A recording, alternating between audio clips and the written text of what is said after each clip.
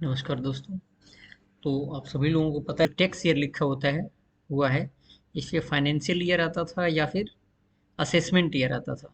लेकिन अब ये 2026 में चेंज करके 2025 के रूल के हिसाब से टैक्स ईयर इसे चेक कर दिया गया है। तो टैक्स ईयर हमारा 26-27 है, इसे हम चूज करेंगे। इसके बाद यहाँ पे आप लोग देखते थे पहले 194 या फिर ऐसे आता था।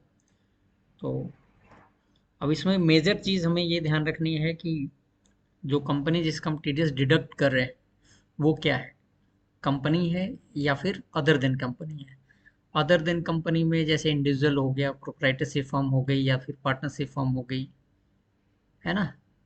और कंपनी है तो प्राइवेट लिमिटेड कंपनी है, तो इसको सेलेक्ट करना है। इसमें मेजर हेड हमें चूज करके ही काम करना है, पहले की तरह नहीं इसमें ऑप्शन है कि बिना सेलेक्ट किए आप कोई भी भर दो बाद में चेंज करो, ठीक है। तो अदर देन कंपनी हमने सेलेक्ट किया। अदर देन कंपनी हम सेलेक्ट करने के बाद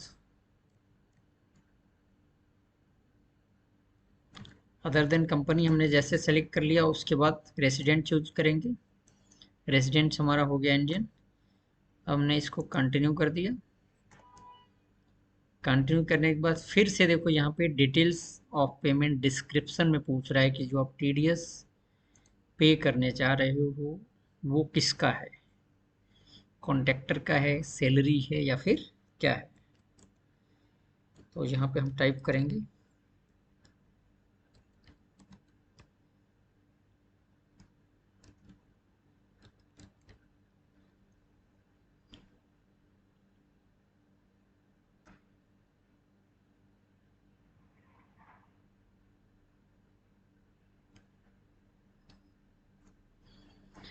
अब यहाँ पे हमने जैसे कॉन्ट्रैक्टर इस पे टाइप कर दिया, तो कॉन्ट्रैक्टर टाइप करने के बाद ये आपको एक पहला दिखाई दे रहा है, दूसरा दिखाई दे रहा है।